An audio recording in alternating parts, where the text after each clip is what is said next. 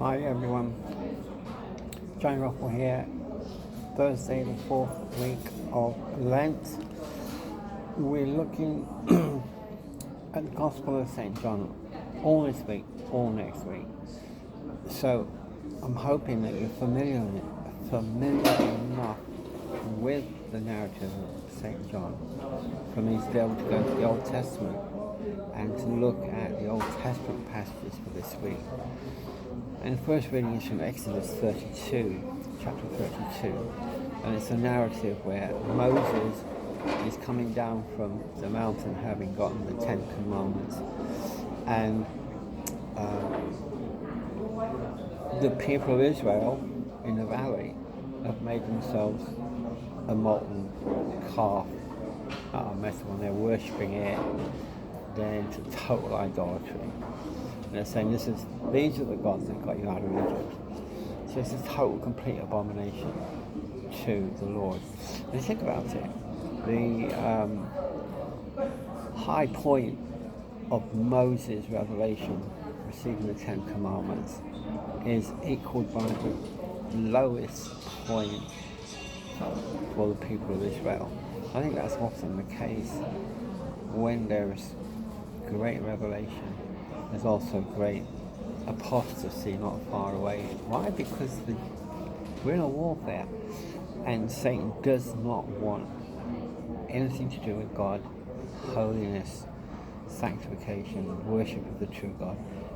And so he'll fight that every way he can. But I want to look also at the Psalm for today, which is Psalm 106 in the NIV. And this verse 19 to 23 is a summary, beautiful poetic summary of what happens. I want to read that to you. At Horeb, they made a calf and worshipped an idol cast from the metal. They exchanged their glory for an image of a bull which eats grass. They forgot the God who saved them, who had done great things in Egypt. Reminded of the image of the bull we had here in Birmingham, as well in New York, during the Commonwealth Games here in Birmingham. That's a mechanical bull ever. I thought it was so great. And of course, some of us had great reservations about that. And you can say, oh, it's only fun.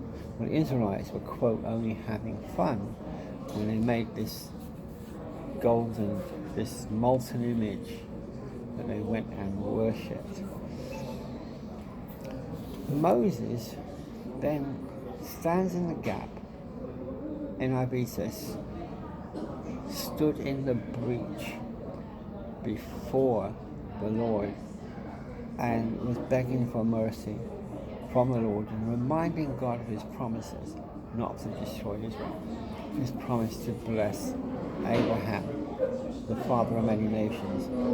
And so here we have Moses interceding for the apostate Israelites based on the mercy of God and based on the word of God, the promise of God. And folks, this is what we're called to do today.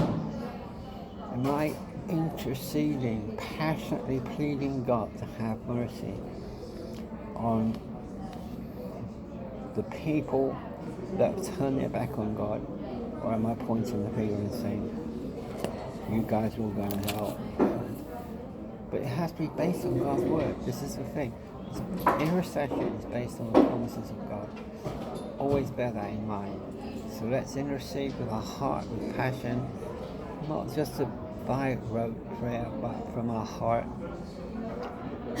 In silence or out loud, however you connect with the Lord. In a biblical way, asking for mercy for those who have gone astray from the Lord. But there, by the grace of God, go myself and yourself, except the Lord has mercy on us.